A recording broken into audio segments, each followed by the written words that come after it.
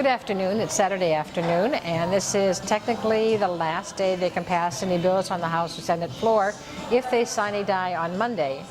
The word from the House is that they still will do that. From the Senate, it's kind of iffy. So that remains to be seen, and we'll be able to tell you more next week. The governor did sign the Education Omnibus Bill yesterday, House File 2949, and it has some good things in it for us. It does contain the repeal of the City of the First Class language, and it also contains language for fund balance transfers. Not our exact language, however, it does bob out that possibility from 2012 to 2015, which gives us a good groundwork to work on for next session. I think we need to give a very special thanks to Representative Quam, who carried our repeal bill as well as the fund balance bill. He did an excellent job, so did Senator Senjem, and the co-sponsors, Representative Benson and Representative Norton, did a lot of inside work, and so did Senator Nelson. So we have a great team that worked together to get some good things for the Rochester School District. Some of the other highlights of the bill are the extended PSEO. They changed the fact that you could use leftover revenue from students who graduated early for all-day kindergarten. You can now only take that out of your general revenue fund. You must now pay in full any teachers that are on military leave.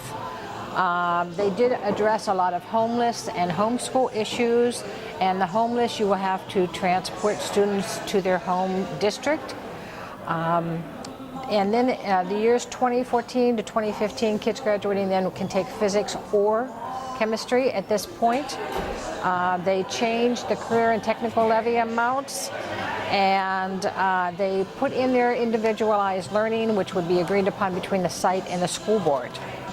House File 2506, which is put in a mandate for CPR to be taught. You do not have to teach any students who transfer into your school if they haven't already taken it. However, this is for students between 7th and 12th grade to receive one class for CPR. In that same bill, they eliminated how the 2% staff development funds are used. And then we need to talk about Senator Nelson's two victories this session. Senate File 1071 is a bill and signed into law that strongly suggests that school districts assist students for post-secondary education or career readiness, and it also suggests that there is a better student-to-counselor ratio.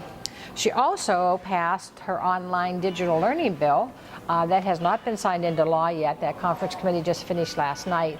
It defines digital learning, blended learning, and online learning, and then it develops a task force for online learning, which will do a report to the legislature.